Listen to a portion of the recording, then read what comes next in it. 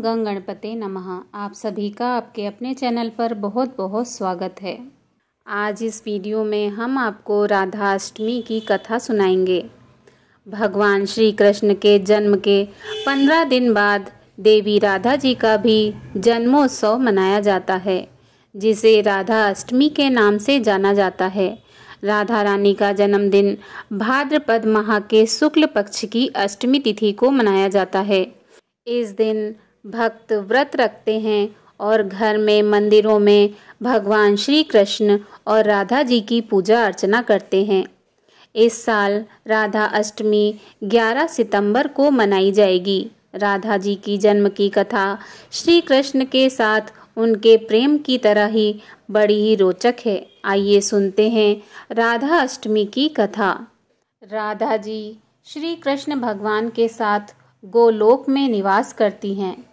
एक बार भगवान श्री कृष्ण को गोलोक में राधा जी नजर नहीं आईं और कुछ समय बाद वे अपनी सखी विरजा के साथ घूमने चले गए। जब राधा जी को इस बात का पता चला तो वे अत्यंत क्रोधित हो गईं और तुरंत भगवान श्री कृष्ण के पास पहुंची। वहां उन्होंने भगवान श्री कृष्ण को कठोर शब्दों में उल्हाना दी। राधा जी का यह आचरण भगवान श्री कृष्ण के प्रिय मित्र श्री दामा को अच्छा नहीं लगा। बिना किसी विचार के श्री दामा ने राधा जी को श्राप दे दिया कि वे पृथ्वी लोक पर जन्म लेंगी। राधा जी के गुस्से से आहत होकर विरजा भी वहां से चली गईं और नदी का रूप धारण कर लिया। श्री दामा से श्राप मिलने के बाद राधा जी ने भी उन्हें श्राप दिया कि वे राक्षस कुल में जन्म लेंगे। इसी श्राप के परिणाम स्वरूप श्री दामा का जन्म शंखचूर्ण दानव के रूप में हुआ, जो आगे चलकर भगवान विष्णु का महान भक्त बना। दूसरी ओर राधा जी ने पृथ्वी पर वृषभानु जी के घर पुत्री के रूप में अवतार लिया। राधा जी का जन्म वृषभानु जी के घर तो हुआ, लेकिन देवी कीर्ति के गर्भ से नहीं। जब राधा रानी और श्री दामा ने एक दूसरे को श्राप दिया, तब भगवान श्री कृष्ण ने कहा था कि राधा रानी को वृषभानु और देवी कीर्ति की पुत्री बनकर पृथ्वी पर रहना होगा। मनुष्य योनि में आपके विवाह का संबंध एक वैश्य से होगा, जो मेरे ही अंश का अवतार होगा। इस प्रकार आप पृथ्वी पर भी मेरी ही संगनी रहेंगी, लेकिन हमें पृथ्वी पर अलग होने का दुख सहना होगा।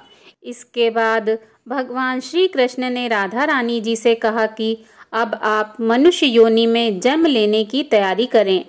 संसार के सामने वृषभानु जी की पत्नी गर्भवती हुई और जिस प्रकार एक शिशु का जन्म होता है, उसी प्रकार देवी कीर्ति का भी प्रसव हुआ। हालांकि वास्तव में राधा जी का जन्म उनके गर्भ से नहीं हुआ था।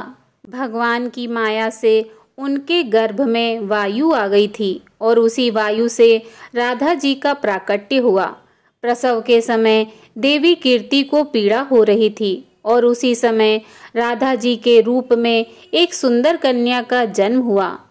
राधा अवतरण भाद्रपद के शुक्ल पक्ष की अष्टमी तिथि को हुआ और तभी से हर वर्ष इस दिन को राधा अष्टमी के रूप में मनाया जाता है। राधा अष्टमी के दिन एक विशेष पूजा की जाती है, जिसमें भक्तजन राधा रानी जी की महिमा का गान करते हैं। कथा के अनुसार राधा जी का जीवन पूर्णता और भक्ति का आदर्श उदाहरण है। एक बार जब भगवान श्री कृष्ण जी ने राधा जी से पूछा कि उनकी भक्ति का रहस्य क्या है, तो राधा जी ने उत्तर दिया कि उनकी भक्ति में केवल प्रेम और समर्पण है। राधा जी ने भगवान श्री कृष्ण को भक्ति का सबसे सुंदर और महान रूप दिया। उनकी भक्ति ने उन्हें अद्वितीय बना दिया और इसीलिए राधा अष्टमी का पर्व इस प्रेम और भक्ति की महिमा को मान्यता देने का अवसर है।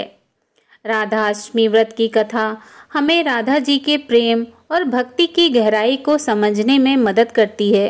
यह व्रत केवल एक धार्मिक पर्व नहीं, बल्कि प्रेम और भक्ति का आदर्श उदाहरण है। राधा जी के जीवन की कथा हमें सिखाती है कि सच्ची भक्ति में केवल प्रेम और समर्पण होना चाहिए। बोलिए राधा रानी की जय। राधा अष्टमी के इस पावन पर्व पर आप सभी को हार्दिक शुभकामनाएं। जय श्री राधे कृष्णा।